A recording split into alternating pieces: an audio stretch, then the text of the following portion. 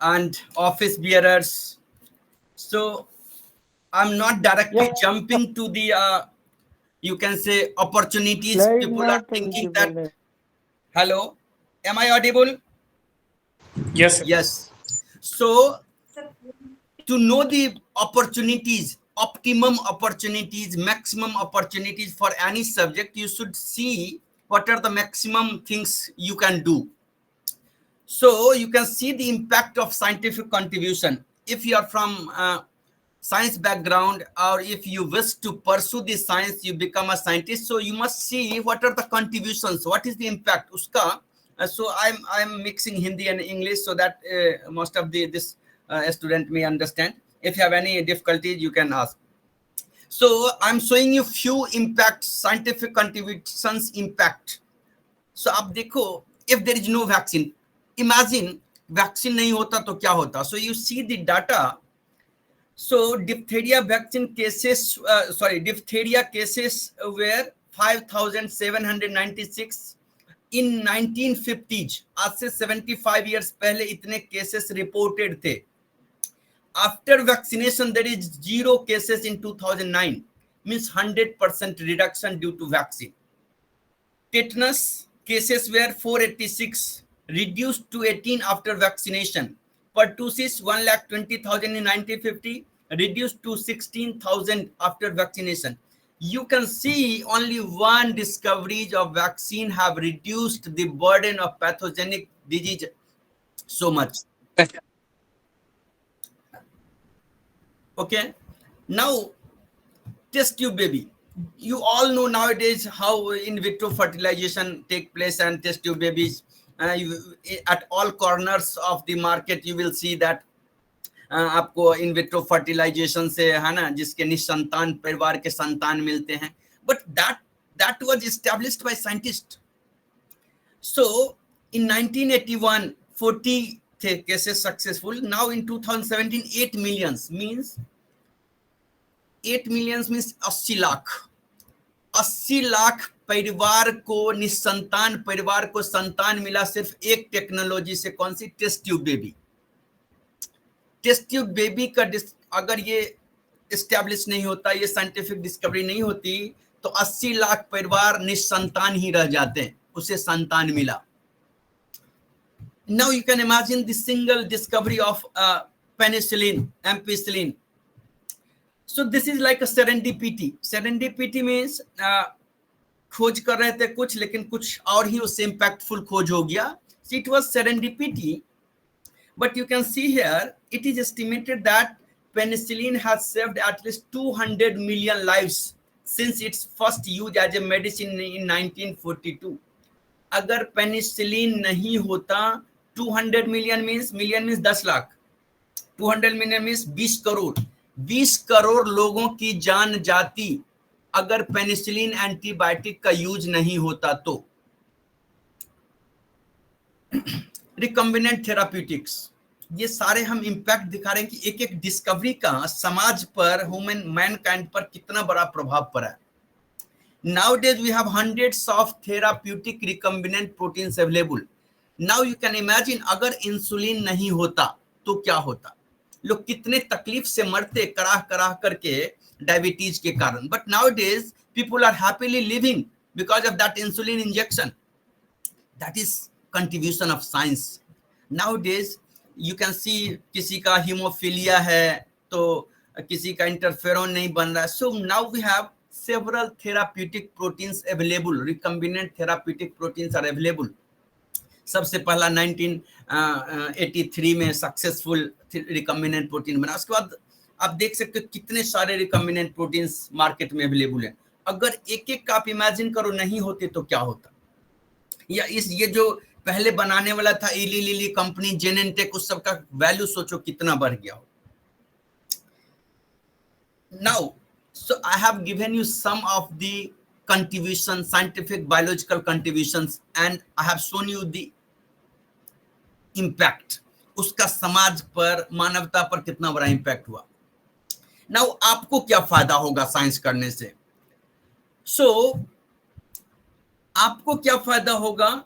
You can reveal the mystery of nature. if you are bioscientist, I'm including all bioscientist means zoology, botany, microbiology, biotechnology. Only bioscientist can get opportunity to reveal the mystery of the nature. कोई चीज लाल क्यों है, पीला क्यों है, वो फूल क्यों ऐसा है, are you getting all living जो diversities हैं उसके बारे में उस आपको जानने का मौका मिलेगा if you are scientist, bioscientist. Even if your parents are from a different background, बहुत पैसा है, still they will not get opportunity to reveal why this plant is green, why this flower is red, why this leaf is green. All these things are contributed by scientists, and you can also contribute, you can also learn. Now, you will also get opportunity to understand the evolution. Life कैसे evolve हुआ, life कैसे आया, फिर simpler organism से complex organism कैसे बने. Only bioscientist can get opportunity to involve in all this, exploring and revealing the evolution. Other stream people cannot get this opportunity to know how organism evolve. See here, we all have started our journey from here. हमारी journey कहाँ हुई है? हमारी आपकी सारे student की journey यहाँ fertilised egg zygote से शुरू हुआ, and that it converted ultimately to this beautiful baby. Now you can imagine कि सारी इंफॉर्मेशन इसी जाइगोट में है कि कहाँ आंख बनना, कहाँ नाक, कहाँ हार्ट, कहाँ किडनी बनना, everything is here. It grow into this football like structure, multicellular structure, and then they differentiate into different tissues and organs. Now you can imagine कि अगर आपको पता चला कि how this cell convert into eye, so आप lab में ही आंख बनाना शुरू कर सकते हो. How this cell convert into the heart, you can start producing heart in your laboratories. Scientists are working on that direction, but you can also contribute in this direction to reveal how this cluster of cell, multi-cells, converted into different tissue and organ, and then this organ system, everything, all informations are present in this zygotic state, single cell, and that convert into the billion, trillion cellular organism. You can contribute, you will get opportunity to contribute. You can imagine कि अगर आपने ये कुछ trigger point पता कर लिया कि कैसे आंख बनना शुरू होता है, कैसे हार्ट बनना, कैसे किडनी बनना, सोचो आपका कंट्रीब्यूशन कितना होगा. नाउ यू कैन, आप बोलेंगे कि भाई ये सब चीज हो गया, मुझे personal benefit, since I take lecture in Gujarat, so sometimes people ask sir personal benefit बताइए, साइंस करने से पर्सनल बेनिफिट क्या होगा. So direct personal benefit, you can earn respect and reputation from this society. Still कितना भी भौतिक युग हो गया, पैसे का युग हो गया, still professors and scientist are getting utmost respect in this society. उसका रिस्पेक्ट बहुत है. If you are pursuing science, if you are professor, there is huge respect in this society. दूसरा, get satisfaction to help mankind by solving their problems. अब सोचो कि 1947 के आसपास जब हमारा देश स्वतंत्र हुआ तो 35 करोड़ पॉपुलेशन ऑलमोस्ट थे इंडिया के.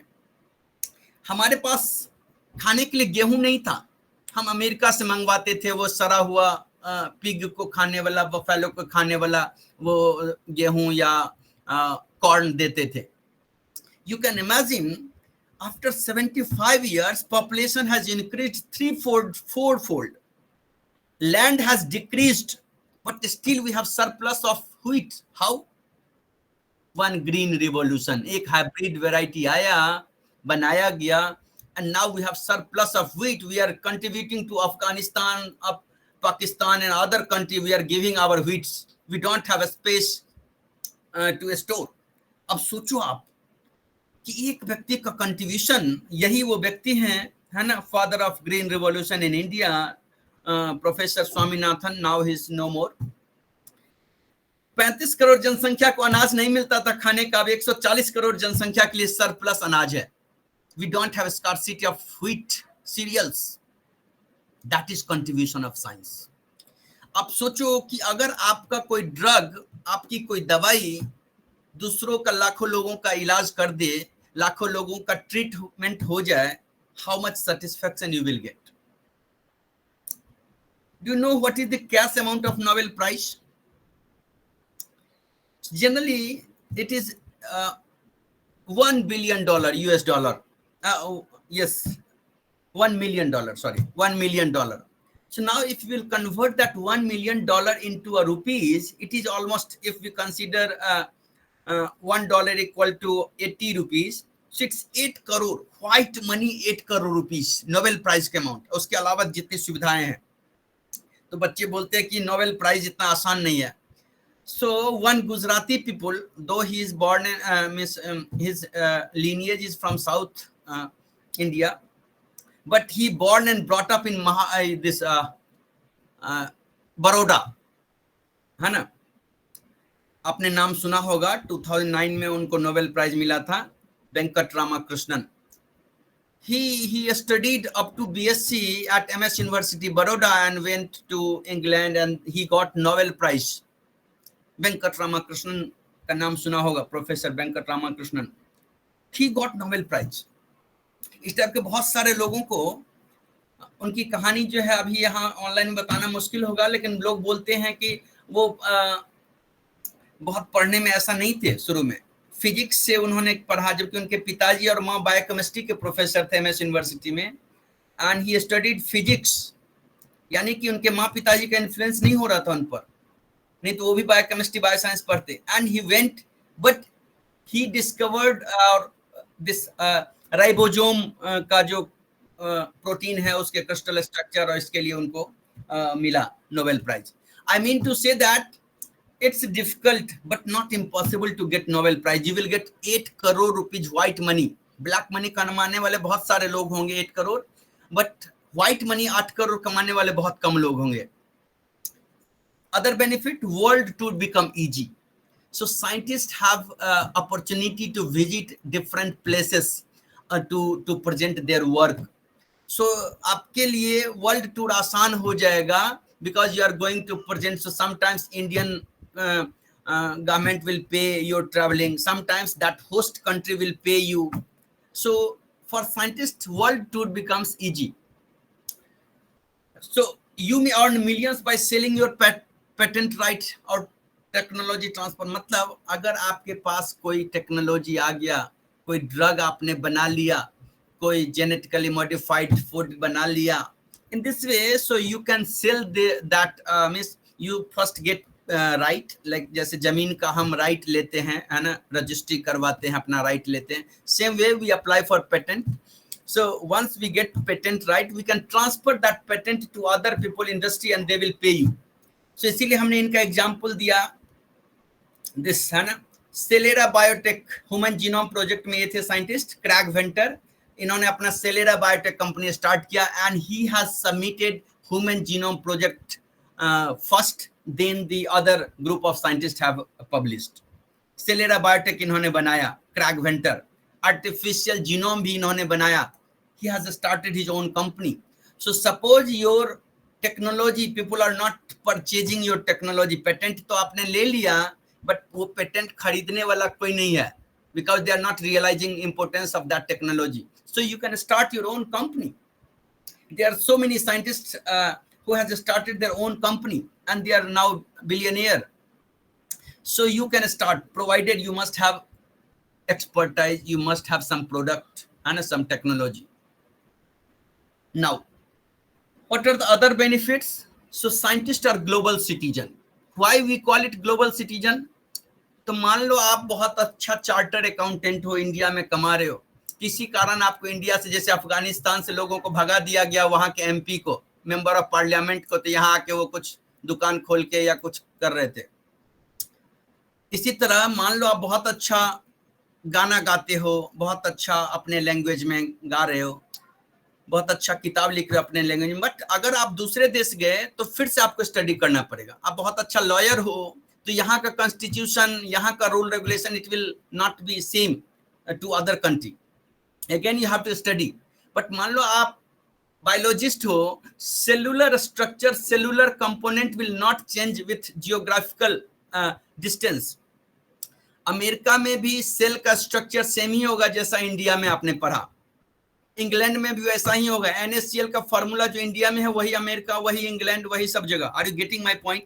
Means your knowledge is universal, there is no change due to geographical change. Boundary change होने से आपका नॉलेज चेंज नहीं हो जाता है। इसीलिए scientist are called global citizen, because your knowledge will be useful in toto wherever you are going across the country, across the globe. It will not change. You can see, I have added this example, Hargobind Khurana, Punjabi थे, इनको job नहीं मिला India में due to so many reasons. He moved to USA and he got Nobel Prize. आपने इनका नाम सुना होगा, हरगोविंद खुराना को। वेंकट रामाकृष्णन जिनके बारे में बताया, फिजिक्स से BSc तक किया इन्होंने इंडिया से, MS university Baroda. He moved to UK and he got Nobel Prize in 2009. You can imagine the power of science. You can imagine the quality of scientist. हम इसलिए ये बता रहे हैं कि जनरली अपॉर्चुनिटी में जो लोग डिस्कस करते हैं वो सिर्फ डिस्कस करते हैं नौकरी कहाँ मिलेगी, बट हमको ये जानना होगा कि नौकरी के अलावे और क्या क्या क्षमता है साइंस करने से, क्या क्या कर सकते हैं। That's why I have included all this things. अब नाउ यू कैन इमेजिन, आप बोलेंगे सर ये सब तो हो चुका है, now what we can do. So imagine the value of COVID-19 vaccine, जिसको उसका पेटेंट मिला होगा, सोचो कि उसका कितना वैल्यू होगा। Value the effective drug against cancer, AIDS, जो भी अभी बहुत सारे डिजीज है उसके अगेंस्ट अगर आपने कोई इफेक्टिव ड्रग बना लिया, you can imagine how much you will earn and what is the impact on the society, on the Mankind. Imagine the value of plastic, अगर आपने plastic eating bacteria, efficient bacteria खोजे हुए बहुत सारे लोग, efficient which can degrade the plastic. If you are searching some enzyme, if you are finding some enzyme which can degrade the plastic, you can imagine the impact. Imagine the value of bacterial strain if it can produce recombinant glycosylated protein. Means still we are depending upon eukaryotic system to produce recombinant protein which require glycosylation. We are not able to produce recombinant protein in E. coli if that protein requires glycosylation. So if we are able to genetically engineer the E. coli which can produce the glycosylated protein also, you can imagine we will not be dependent on eukaryotic system like yeast or Pichia pastoris or other system or CHO cell line. Value of transgenic crop plant which can grow in saline habitat. हमारा समुद्र का किनारा पूरा खाली पड़ा हुआ है, कुछ नहीं हो रहा, क्यों? बिकॉज ऑफ सेलाइन, बहुत नमक है वहां पर में, है ना, सेलाइन हैबिटेट के कारण normal plant can not grow. But suppose if we are able to produce transgenic plant which can survive even in high salt condition, salty water.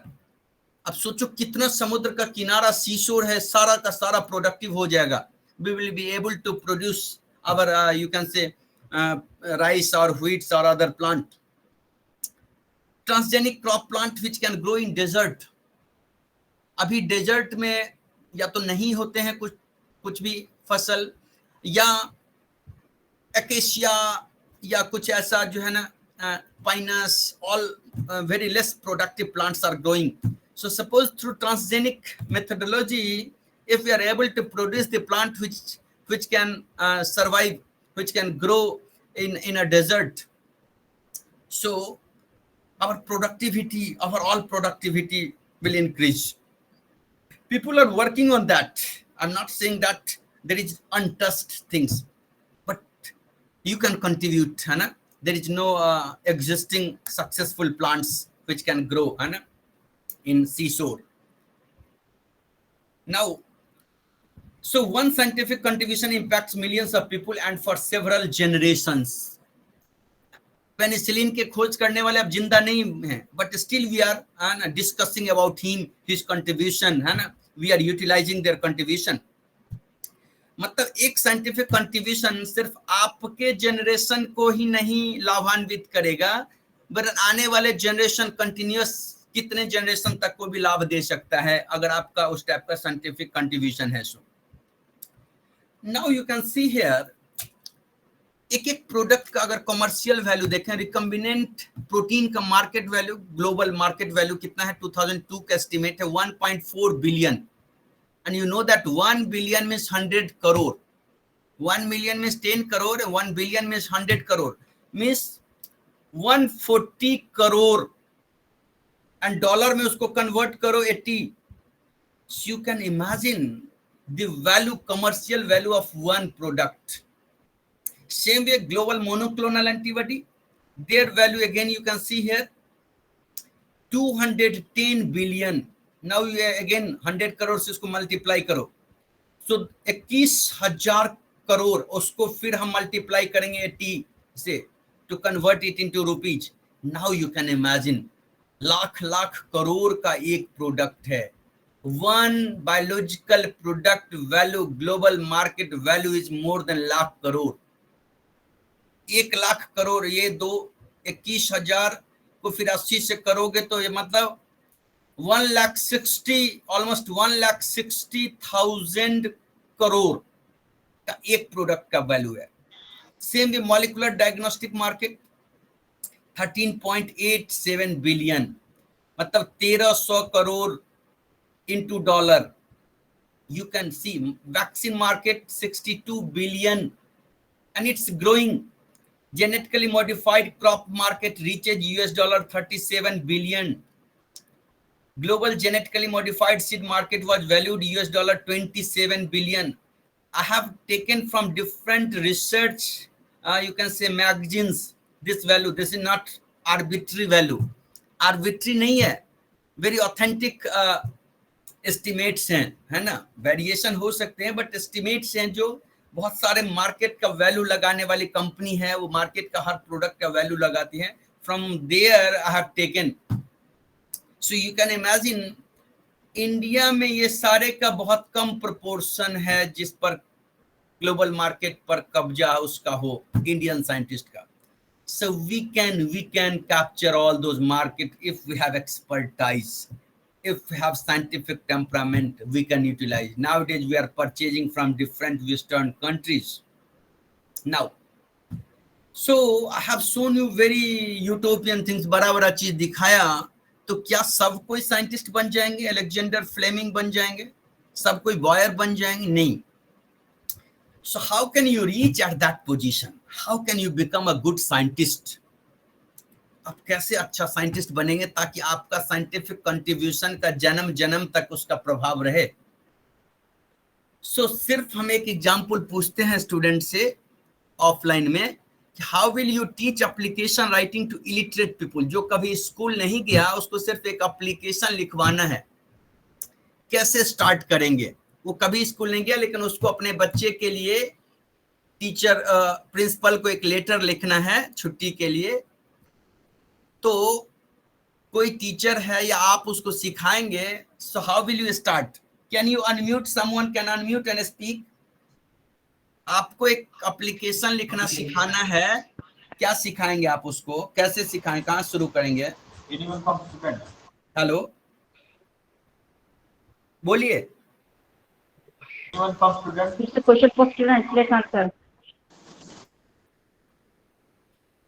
आपको दिया टास्क कि भाई एप्लीकेशन सिखा दो. उस बूढ़े जो भी हैं हमारे पेरेंट्स, चाचा मामा, उनको नहीं कभी स्कूल गए, ताकि वो अपने से एप्लीकेशन लिख के प्रिंसिपल को डाल सके. From where you will start? Sir, we will start first from a basic, from ABCD. Yes, ABCD. फिर क्या सिखाएंगे? बिल्कुल, लोग बोलते हैं टू दी प्रिंसिपल सिखाएंगे, ये सब नहीं. हाँ, ABCD सिखाएंगे, बिल्कुल सही. फिर Sir, after that we will teach them to how to write in a proper order. नहीं, पहले आप अल्फाबेट या लेटर सिखाएंगे, फिर उसको वर्ड फॉर्मेशन सिखाएंगे. एक ही बार उसको थोड़े फॉर्मेट सिखाएंगे. भाई ABCD आ गया, टू दी प्रिंसिपल लिखेगा, टू क्या होता है, प्रिंसिपल क्या होता है ना. वर्ड फॉर्मेशन सिखाएंगे, फिर सिखाएंगे sentence formation, and then you can teach them, है ना. So now you can imagine, simple thing लग रहा है ना आपको एप्लीकेशन लिखना, उसके इतने बड़े स्टेप हैं.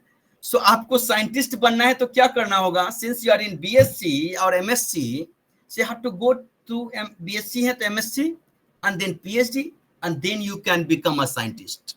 Are you getting?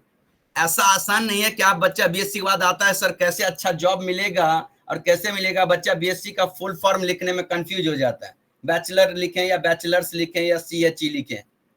So if you wish to become a good scientist so that your contribution will be remembered for several generations, you have to go to this journey. You have to follow this journey. If you are in BSc, you must do MSc, PhD, and then you will get your own project and other things. है ना? Scientist बनेंगे आप, professor बनेंगे आप. Then you can contribute. Now, suppose if you are in BSc, how and from where? क्या हर MSc करने वाले scientist बन जाएंगे? क्या हर PhD करने वाले साइंटिस्ट बन जाएंगे? कोई गारंटी नहीं है. बिना BSc का भी आप एग्जाम्पल लेने वाले लोग ले सकते हैं. बहुत सारे ऐसे लोग हुए जो 10th फेल थे, बट दैट इज एक्सेप्शन. अगर हम नॉर्मल प्रोसेस चलते हैं साइंटिस्ट बनने का, क्योंकि बहुत सारे आवश्यकताएं हैं, बहुत सारे चीज है जो आप कर सकते हैं साइंस में. So if you are in BSc, आप MSc टॉप इंस्टीट्यूशन से ट्राई करो करने का, या MSc में हो तो PhD टॉप इंस्टीट्यूशन से ट्राई करो, जहां अच्छी सुविधाएं हैं, जहां अच्छा टीचर इंटरेक्शन है, जहां आपको एक्सपोजर मिले अच्छा से करने का, वहां. सो तब आपका चांस अच्छे साइंटिस्ट बनने के बढ़ जाएंगे, क्योंकि एक एप्लीकेशन आपके टीचर सिखाएंगे किसी को और एक आप सिखाएंगे. आप सिखाएंगे तो आप खुद ही स्पेलिंग गलती कर देंगे. So if you have better, Swami Vivekananda को गुरु मिले वैसा, रामकृष्ण परमहंस जैसे इसीलिए वो स्टूडेंट वैसा, वशिष्ठ जैसा गुरु मिला इसीलिए बालक राम पुरुषोत्तम राम हो गए. आप समझ रहे हो? टीचर बेटर बेस्ट, और जितना भी अच्छा हो पाए, है ना, गुरु. So there is better chance that a student who will get training or study at top institution will become a scientist and researchers because of exposure, because of opportunities to work, because of interactions, all these things. But do you think that every student will get opportunity to study in top institution?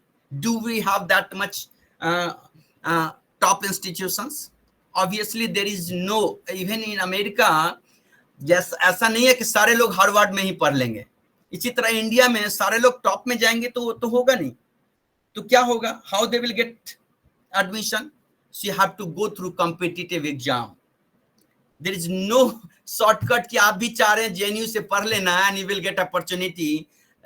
IIT से पढ़ना चाह रहे हैं लेकिन आपने कभी नहीं किया, आप MSc में आप सीधे IIT जाना चाह रहे हैं. You have to prepare for that. Top institution में सारे लोग कंपटीशन से जाते हैं, है ना, तो कम लोग जाते हैं. और जितनी हमारे पास नेशन के पास जितनी सुविधाएं हैं उसमें कुछ इंस्टीट्यूशन हर रैंकिंग बना हुआ. सो if you will gate admission in top institution, you will get all these good facilities. Not only facilities, some institution gives a scholarship also.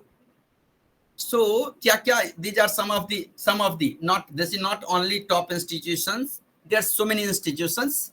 We cannot write down all. हमने कुछ लिखा है, उसमें भी बहुत सारे रैंकिंग हैं, but these are considered to be a premier institution जहां कंपैरेटिवली बेटर सुविधाएं हैं. आप वहां से अगर MSc में हो तो PhD में जाओ, PhD में अगर आप यहाँ हो तो पोस्टडॉक में जाओ. In this way you try to get admission in comparatively better institution, top institutions. क्या क्या फायदे होंगे टॉप इंस्टीट्यूशंस में, प्रीमियर इंस्टीट्यूशंस में पढ़ने के? So you will get opportunity to learn from top class teacher. You will get opportunity. Her institution में कुछ अच्छे टीचर हैं, कुछ मीडियोकर हैं, लेकिन टॉप इंस्टीट्यूशन में ज्यादा एवरेज टीचर अच्छे होंगे, ज्यादा सुविधाएं होंगी. छोटे इंस्टीट्यूशंस में भी बहुत सारे अच्छे टीचर हैं, but comparatively number of teachers are better, है ना, more teachers are better. You will get opportunity to use good research infrastructure. National funding आती है ना, टॉप इंस्टीट्यूशंस में. Faculty they are also bringing several research funding. तो वहाँ infrastructure अच्छा होता है, हर इंडिविजुअल को काम करने का एक्सपोजर मिलेगा, हैंड्स ऑन ट्रेनिंग मिलेगा. You will be brand ambassador of your institute. अभी आप जहां हैं वहां के इंस्टीट्यूशन के लिए भी आप ब्रांड एम्बेसडर बनेंगे. Suppose you are in BSc and getting admission in MSc from IIT. है ना। तो आप जब वापस आएंगे तो आपके टीचर जो अभी बीएससी में है वो बोलेंगे अरे देखो मेरा बच्चा जो है आईआईटी में पढ़ रहा है, मेरा बच्चा जेएनयू में पढ़ रहा है। Means you will be brand ambassador of your present institutions. आपके टीचर आप पर फख्र करेंगे कि अरे मेरा बच्चा आईआईटी चला गया। You will get competitive environment because everybody there have joined through competitive exams.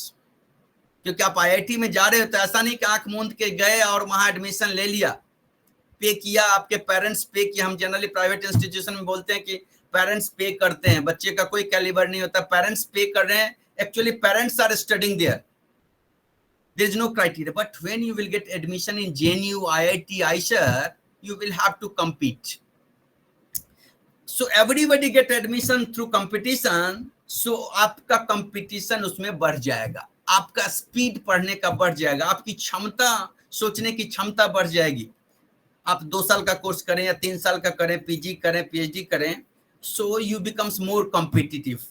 And most of the institution, those who take admission through competitive exam, they give fellowship up to 5,000 to 20,000 per month during MSc. MSc में ही आप financially independent हो जाएंगे अपने parents से। You will start getting some fellowship from government of India, from different institutions. Now what are the competitive exams at the level of BSc so that you will get admission in MSc? So देखो आप TIFR के exam, Tata institute of fundamental research, ये conduct करती है exam to get admission for integrated PhD. If you are in BSc final year, you can apply for this. This exam name is GSJEEBILS, इसका नाम है general. जो भी ये exam के अंडर 23 इंस्टीट्यूट आते हैं। ये एमएससी या इंटीग्रेटेड पीएचडी आईसर में एडमिशन इसके थ्रू होता है, इंडियन इंस्टीट्यूट ऑफ साइंस में होते हैं ना, biology. So based on exam performance, written exam performance and interview, you will get admission in top institutions. Second exam को बोलते हैं IIT jam.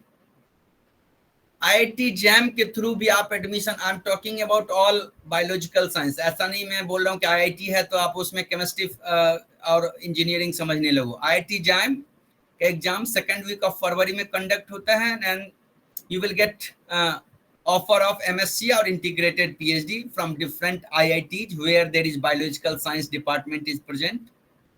For IIT IISc you will get biotechnology MSc, है ना। So here only merit, no interview.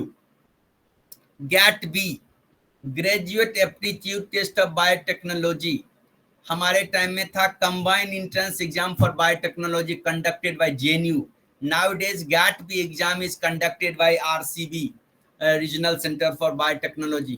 So more than 1,000, there are more than 1,000 seats available for GAT B. Generally end of May में होता है exam. MSc biotechnology degree मिलेगा and under this umbrella you will get admission in 63 different institute. Only merit basis, only exam based, exam में जो marks आए उस basis पर हजारों सीट हैं इसमें, और आपको 5,000 का महीना फेलोशिप मिलेगा। इसमें लगभग 16,000 महीने TIFR के थ्रू अगर एडमिशन आईसर में लेते हो आप, Indian institute of science education and research में, then you will get 16,000 rupees per month during your MSc. Here through GAT B you will get 5,000 rupees per month. Some institution through IIT JAM they also give 16,000 rupees per month. ICAR also conduct some exams in month of June, MSc and integrated PhD. There are 50 agriculture institutions, they get admission through this exam. JNCSR का Jawaharlal Nehru centre for advance scientific research Bangalore में, they also conduct their separate exam. Delhi University they also separate their exam. BHU, so many central university they conduct exams. Combined CUET है ना, combined university entrance test होते हैं, उसके through भी आप central university में admission ले सकते हैं। CUET PG के लिए, if you are in BSc, these are some of the exams you can appear to get admission in MSc or integrated PhD. Fine. Now, so suppose you have completed BSc and now you got admission. So BSc के बाद क्या क्या कर सकते हैं? So if you are not willing to continue your study after BSc, so you can work like a lab technician in pathology lab or research lab, or in college or university you can work as a lab technician, lab assistant. But I don't suggest a student to go for this. You must go for MSc. You can go for integrated PhD, or you can go for MSc, or if you are interested in civil service, so IFS is Forest Service, is exclusive for science graduate. You can also opt for IS, civil service, Indian Administrative Service. You are eligible for that. Job in, you can work in company, lekin again you will have to work like a lab technician, lab assistant in companies. After BSc you will not get R&D or research scientist position. You also become eligible for all government jobs. अगर आपने graduation कर लिया है तो आप हर government job के लिए class 4 से लेकर क्लास 1 तक you are eligible to apply. But generally I suggest science graduate to go for this things, है ना. एमएससी करिए या इंटीग्रेटेड पीएचडी करिए.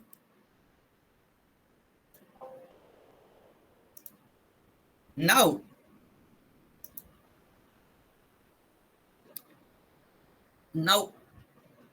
आप अगर बहुत सारे स्टूडेंट की शिकायत होती है कि बीएससी में प्रैक्टिकल नहीं हो रहा है, but if you are really interested in research, so during BSc also you will get summer internship. Like Indian National Science Academy, they conduct summer fellowship, they give summer fellowship. अगर आप second year BSc में तो आप apply कर सकते हो. 2 महीने का 8 वीक का होगा समर ट्रेनिंग, और आपको ऊपर से पैसा भी मिलेगा अगर आपका सिलेक्शन होता है तो.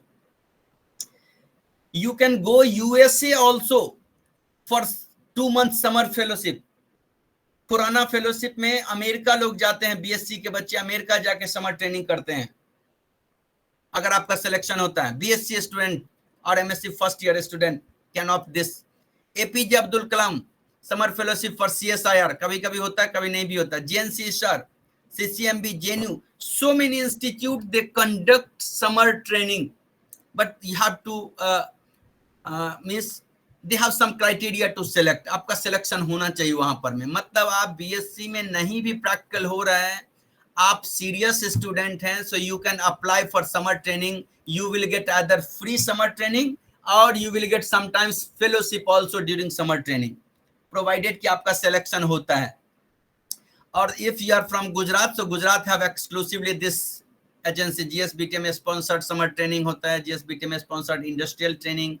GVRC also provides some CERT training. This is exclusive for Gujarat. Fine. Means आप BSc level में ही अगर research interested हैं, so you will get exposure of good institutions with your less expenses, or sometimes you will also get some fellowship. Student ask कि sir कैसे तैयारी करें. MSc के बाद नेट का जनरली आता है पूछने के लिए, नेट का क्या पढ़ें. So there is no exclusive syllabus कि हम बीएससी में तैयारी कैसे, गैट बी का सीबी, दिस इज गैट बी, है ना, कैसे करें. So you can see if you have prepared for NEET exams, आप देखो कि इसका मेन पार्ट आपने पढ़ लिया, सिर्फ आपको ये पार्ट ही पढ़ना है. If you have seriously studied during your class 11-12, then you have to study only this part outside. लेकिन आपने नहीं पढ़ा तो आपको ये भी पढ़ना पड़ेगा, ये भी पढ़ना पड़ेगा. Suppose you have studied very good in graduation but you could not qualify, crack this exam, so that study will not go waste. It will be utilized. If you are preparing for NET exam, this knowledge will be utilized. ये जो आपका बीच का आपको सिर्फ थोड़ा थोड़ा ही पढ़ना होगा. So whenever student ask कि सर नेट का तैयारी कैसे करें, so I suggest them first start with class 11-12 biology and chemistry book of NCERT. क्योंकि हमने देखा एमएससी में तो बच्चे आगे हैं बट उसे क्लास 11-12 का बायोलॉजी ही नहीं आ रहा है. Then they have to study everything. Means there is no isolated preparation. आपका 11-12 से ही अच्छा रहेगा तो आपको कम पढ़ना पड़ेगा. Now, so what are the opportunities? हमने एमएससी बता दिया कि एमएससी टॉप इंस्टीट्यूशन से करिए. सो क्या अपॉर्चुनिटी है एमएससी के बाद? MSc Life Science करने बाद again you can join as a lab technician, you can join as a project assistant in project, you can join as a teaching assistant, you can join as a project GRF in research project. These are some of the scientific or you can say job after MSc.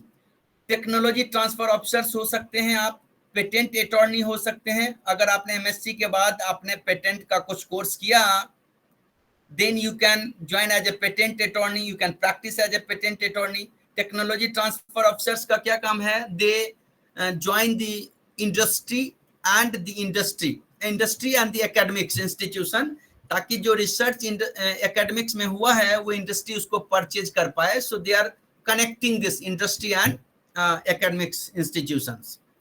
If you are along with MSc, if you are qualified NET, so you become eligible to work as assistant professor, and we have now 1100 universities, 42,000 colleges all over India.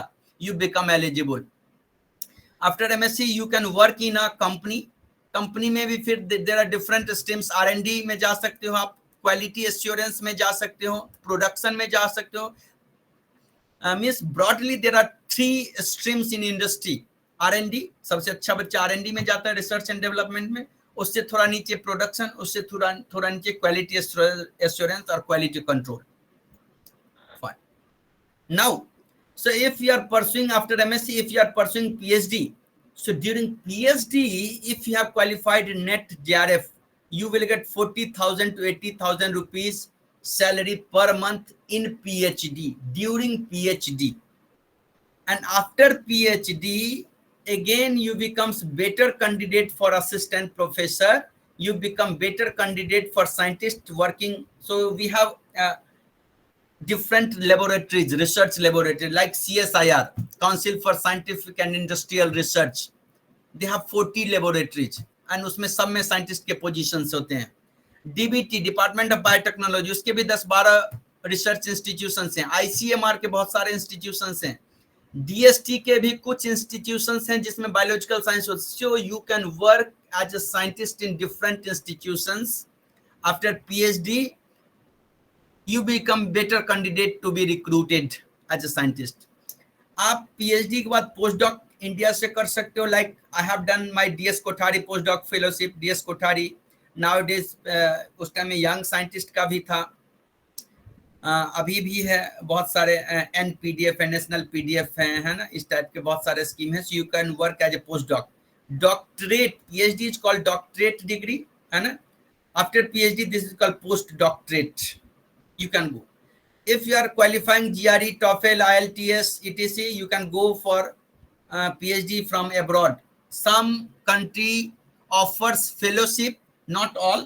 Some country offers fellowship during PhD also. So you should opt. You can opt PhD from different European, American country if you have qualified this along with MSc. And again, you can do for postdoc. Are you getting? These all are academic journey, है ना। academic आप बोल सकते हो opportunities MSc के बाद। अब देखो कि हम PhD में, MSc करके PhD में हमको पैसा कहाँ से मिलेगा, क्योंकि 23-24 बरस एज हो जाते हैं MSc में। So everybody want to be independent. So from where we can get fellowship during PhD? अगर जॉब नहीं कर रहे हैं, हम रिसर्च करना चाह रहे हैं, PhD करना चाह रहे हैं, so can we survive without fellowship? So we have several schemes. So एक तो होता है CSIR UGC combined NET JRF, and इसमें भी हमने यहाँ लिखा है। So there are hundreds of seats. ICMR JRF, all biologists can opt this. Indian Council for Medical Research का JRF, DBT JRF, Department of Biotechnology, ICR JRF, इसमें limited होते हैं। अब आप सोचो, आपको साल में, ये साल में 2 बार, ये साल में 1 बार, ये साल में, means you will get opportunity to appear 4 times to qualify JRF। सो अगर आप PhD इनरोल हुए, आपको ये सारे अगर क्वालिफाई कर लिए written exam, so you will get fellowship from 37,000 plus HRA, house rent allowance plus contingency grant. ये पर मंथ है 37,000 per month. This is house rent allowance depending upon the town. इसके अलावे कुछ IIT and IISER GATE score पर में भी admission लेते, not all. So GATE graduate aptitude test, so you can either go for get BT biotechnology और life science, दोनों subject हैं, दोनों में आप अपीयर हो सकते हो, है ना. So after GATE qualification project में आपको प्रायोरिटी दी जाएगी प्रोजेक्ट जेआरएफ में. कुछ इंस्टीट्यूशंस में एडमिशन पीएचडी एडमिशन में आपको प्रायोरिटी दी जाएगी. कुछ इंस्टीट्यूशंस में फेलोशिप भी देते हैं. Get qualified candidate may get fellowship also, but government of India is not giving. Some institutions gives fellowship if you are qualified get, बाकी नहीं. उसके अलावा बहुत सारे इंस्टीट्यूट हैं like national institute of immunology, Indian institute of science, TIFR. इसके अपने exam हैं. अगर आपने एग्जाम क्वालिफाई कर लिया और जेआरएफ नहीं किए आप, then also they will arrange your fellowship for PhD. और CSR UGC का 3 कैटेगरी है. जनरली बच्चे को नेट LS बताया जाता है, लेकिन उससे हाई रैंक वाले का नेट जेआरएफ है. नेट LS में there is no fellowship. You become only eligible to teach in college और यूनिवर्सिटीज. लेक्चररशिप है, नो फेलोशिप. बट यस, अगर प्रोजेक्ट जेआरएफ है किसी साइंटिस्ट का position, in that you will get priority in comparison to the MSc who has not qualified any national level exam. So उससे ऊपर है net JRF. सो JRF जो है वो तो LS है ही, उसके अलावा they will get this fellowship amount. उससे ऊपर होता है जो टॉप होते हैं उसको इंटरव्यू कॉल किया जाता है. कुछ साल से अभी नहीं दे रहे इसको. CSIR SPM Shyama Prasad Mukherjee award. और आजकल शायद इस तरह होगा, हाँ, आजकल प्राइम मिनिस्टर्स रिसर्च फेलोशिप भी हैं जो 70,000-80,000. I am coming to that. DDT JRF, इसमें कैटेगरी 1 कैटेगरी 2 होता है, जैसे यहाँ नेट LS और जेआरएफ है. ICMR जेआरएफ में भी 2 कैटेगरी होते हैं. दोनों कैटेगरी में थोड़ा सा डिफरेंस है, किस इंस्टीट्यूशंस में आप उसको एक्टिवेट कर सकते हो.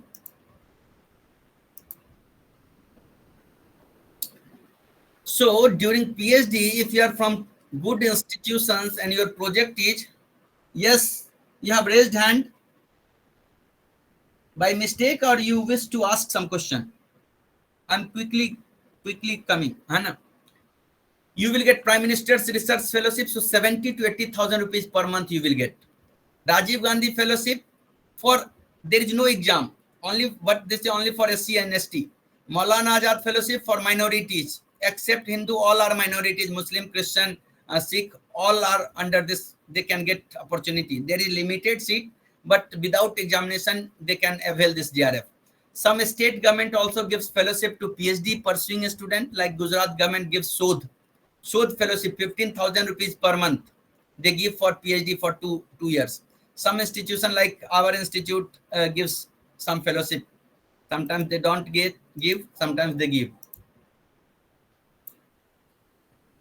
Means Inspire Fellowship. Suppose you are topper in your MSc, अपने यूनिवर्सिटी के अपने क्लास के आप टॉपर हैं अपने सब्जेक्ट में, so you will get this DST Inspired Fellowship, that is equal to the JRF, है ना. Inspired JRF आपको मिलेगा. If you are topper and your project will get selected, you will get this Inspired Fellowship during PhD. You may also get fellowship or salary from the research project or scientist or professor. Suppose I am bringing some project, so I can hire human resource. उसमें आप project assistant, project JRF जा सकते हैं. Suppose you are not getting fellowship and you are working in the during your PhD. So after 2 years, you become eligible to apply for direct SRF, senior research fellowship. JRF होता है junior research fellowship, उसके बाद होता है senior research fellowship. So directly you can apply for direct SRF. There is very less seat, but somebody gets, if your research work is good for 2 years and you are performing well in the interview, you will get direct SRF. Direct SRF of ICMR, CSIR, DBT. These institutions, without qualifying exam also, they have some, you can say, a scheme. so that they can absorb the researchers who are good in research, but they are not able to qualify the national level exam. They can get this fellowship. कितना time और है sir? Take your time, sir. Okay okay. So बहुत सारे लोग PhD के बाद जाते हैं पोस्ट डॉक में. ये हम क्विकली इसको छोड़ते हैं. पोस्ट डॉक का भी बहुत अच्छा अमाउंट है. नाउ सो ये सारे आपके एकेडमिक हमने बताया कि during, if you are good student, during MSc you can earn money, during PhD you can earn money, even after PhD if you are not getting absorbed like a regular scientist, if you are not getting a scientist position or professor position or in industry, there is also postdoctoral fellowship that is sufficient. Research associate का position होता है in which you will get 70,000-80,000 rupees. There are huge opportunities for dedicated researchers. So if you will pursue this journey, then you may get some good thing during this journey. इस यात्रा में आपको कुछ अच्छा product मिल सकता है जो कि मानवता के लिए और आपके लिए उपयोगी हो.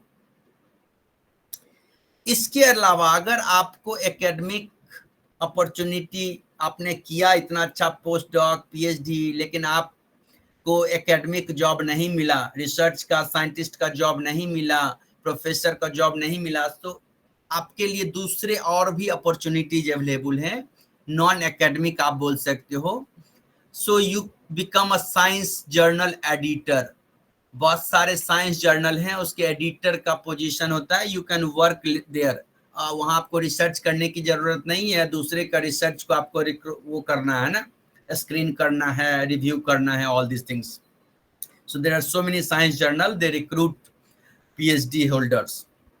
You can become a editor of news media. बहुत सारे इलेक्ट्रॉनिक एंड प्रिंट मीडिया हैं.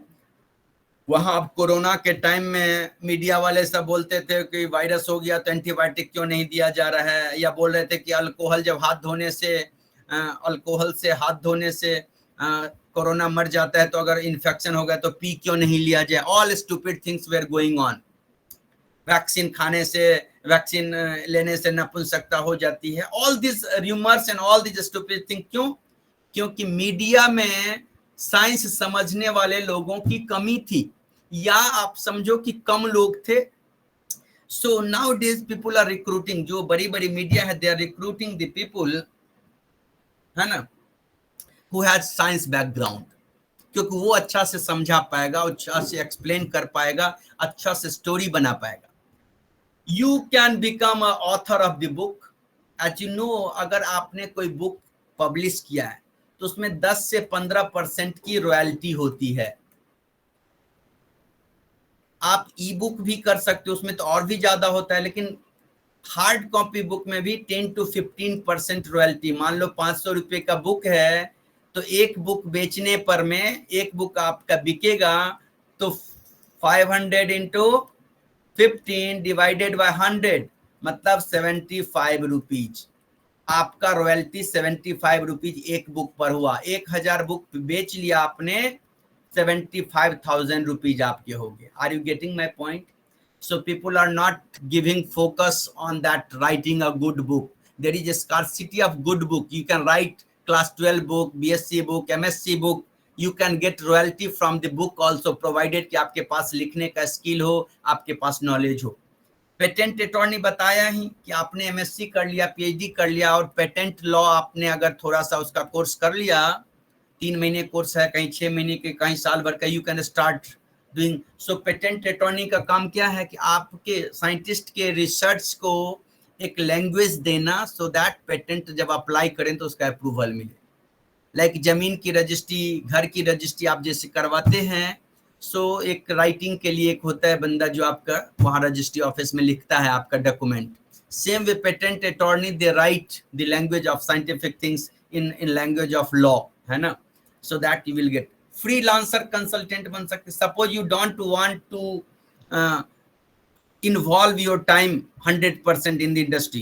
And if you have expertise, आपको बहुत अच्छा आ रहा है क्लोनिंग, बहुत अच्छा आपको आ रहा है मान लो नैनो टेक्नोलॉजी का, बहुत अच्छा सिंथेटिक बायोलॉजी का आ रहा है, क्रिस्पर टेक्नोलॉजी आ रहा है, सो आप अपने घर पर बैठे बैठे ही कंपनी को बोलेंगे कि भैया तुमको क्रिस्पर टेक्नोलॉजी में कुछ दिक्कत हो तो मुझे बताना. So whenever they will face the problem, they will connect you and you can charge for solving their problem. Independent consultant आप बन सकते हैं. You can work full time as a company, हमने बता ही दिया. You become like a tutor. Dheeraj sir को पता है कि कोरोना टाइम में हमने 30-40 बैचेज है ना, 27 बैचेज रिकम्बिनेंट डीएनए टेक्नोलॉजी करवाए, 8 बैचेज जीनोमिक्स प्रोटियोमिक्स का करवाए. So you can become a good tutor. You can start coaching. You can start YouTube. School teacher, nothing is bad provided कि आपके पास expertise हो, है ना, आपको पढ़ाने की रुचि हो, आप ऐसा कर सकते हो. टेक्नोलॉजी ट्रांसफर ऑफिसर्स बन सकते हैं आप अपना स्टार्टअप कर सकते हैं, अपनी कंपनी स्टार्ट कर सकते हैं, so that you can give service to other researchers, other people. आप उसका प्रोडक्ट बना सकते हो. You can work as a manager, CEO in science funding agency. Nowadays, there are so many trust NGOs, non-government organization. They also recruit the people who have better understanding of the science. So वहाँ पर आप उसके chief executive officers बन सकते हो, manager बन सकते हो, प्रोवाइडेड कि आपके पास वो नॉलेज हो, साइंस का नॉलेज हो. So don't go in standard job का जो तरीका है उसी में. There are so many opportunities available. आप उसमें भी जा सकते हैं. रेगुलेटरी अफेयर स्पेशलिस्ट बन सकते हैं. बहुत सारे ड्रग जब मार्केट में रिसर्चर्स से मार्केट में आते हैं उससे पहले रेगुलेटरी अफेयर्स के थ्रू पास होते हैं. ड्रग कंट्रोलर उसका देखता है. So you can be recruited, you can join in that stream. Non profit organization, data analyst बन सकते हो. Sales and marketing, nowadays since research बहुत ह्यूज होता है, बहुत सारे इंस्टीट्यूट में होता है, तो वहां पर रिसर्च के रिक्वायर्ड जो प्रोडक्ट हैं, पीसीआर बेचने के लिए आर्ट वाला कोई जाएगा, they can not convince the scientist कि पीसीआर मशीन का क्या उपयोग है, कैसे उसको कन्विंस करेंगे. उसको एंजाइम बेचने जा रहा है, अब कोई कॉमर्स वाला बंदा होगा, how they can convince the scientist to purchase their enzyme. So उसमें भी साइंटिस्ट रिसर्चर्स या जो बायोलॉजिकल साइंटिस्ट हैं उसकी जरूरत है. You can join as a marketing, है ना, marketing manager for all these products. Fine. So now, who are these people? ये कौन है? You can unmute and speak. ये कौन है? अलेक्जेंडर फ्लेमिंग, जिसने पेनिसिलिन का किया. एडवर्ड जेनर, जिसने आप इसको क्रेडिट जाता है वैक्सीन का. रॉबर्ट जी, इनका जाता है टेस्ट ट्यूब बेबी का, है ना. हर रिसर्च में multiple scientist are involve, but main जो साइंटिस्ट हैं जिसको क्रेडिट मिला है हमने उनका डाला है. I may be wrong. GJ Mendel आपने सुना होगा, जिस कारण हम बताते हैं कि भाई आदमी के संतान आदमी होंगे, गधे के संतान गधे होंगे. Means gene is responsible for every character which is passing from the parent to the offspring. So he described it. GJ Mendel, Herbert Boyer, इनके साथ एक साइंटिस्ट और मिलकर आरडीटी फर्स्ट रिकम्बिनेंट प्रोडक्ट बनाया. दिस वेंकट रामाकृष्णन जो बताया नोबेल प्राइज मिला. Why I am showing this photo? I am showing that see, इसमें से कोई भी व्यक्ति चंद्रमा या मंगल ग्रह से नहीं आया है. सारे इसी पृथ्वी के लोग हैं और ये तो इंडिया वाले हैं. Means if their contributions are remembered for centuries and there is huge impact of their discoveries और invention. अब सोचो कि इनका भी उतना ही बड़ा ब्रेन है जितना हमारा है, आपका है, इतना ही बड़ा पूरा जेनेटिक मेकअप है, but they have contributed that much. Why not we? Why we are searching on sir 8,000 की नौकरी भी मिल जाए तो कर लेंगे, 10,000 की नौकरी भी मिल जाए तो कर लेंगे. See, they have changed the complete, है ना, सोचने का तरीका. जब से एंटीबायोटिक बना, मतलब डिस्कवर हुआ, आप सोचो, नहीं तो एक घाव होता और वो उंगली सड़ जाता, है ना, किसी बैक्टीरिया से. ड्यू टू पेनिसिलिन कितना कटता है जिंदगी में, कितना घाव होता है, सब खत्म. Vaccine in this way. So generally I ask, what are the differences between you and this scientist? There is no apparent difference, कोई डिफरेंस नहीं है आप में, हम में, उसमें। So you may also be a future scientist, आप भी फ्यूचर में साइंटिस्ट बन सकते हैं। आपका भी कंट्रीब्यूशन सैकड़ों बरस तक याद किया जाएगा और लाखों लोगों पर उनका इंपैक्ट होगा। That's why I am showing this picture. Fine, so thank you very much. Now if you have any question please ask. This is my quotation, सूरज ना सही दीपक तो बन ही सकते हैं। अगर आप अलेक्जेंडर फ्लेमिंग बॉयर जैसा बनने का ट्राई करेंगे, बड़ा साइंटिस्ट बनने का ट्राई करेंगे, तो उतना बड़ा नहीं तो छोटा तो कम से कम बन पाएंगे। सूरज बनने का कोशिश करेंगे तो आप दीपक तो बन ही पाएंगे, कम से कम आसपास अंधेरा तो नहीं करेंगे, आप आसपास को उजाला कर पाएंगे, आसपास को प्रकाशित कर पाएंगे, ऊर्जावान बना पाएंगे। इसलिए हमेशा ही बड़ा करने का सोचिए। अगर उतना नहीं भी हुआ तो भी एवरेज लोगों से आप ऊपर रहेंगे। सूरज जैसा बनने के लिए सूरज जैसा तपना होगा, जलना होगा, लेकिन अगर नहीं उतना हो पा रहा है तो उससे थोड़ा भी करेंगे तब भी आप प्रकाश ही फैलाएंगे। आपका ध्येय होना चाहिए सूरज बनने का। Thank you.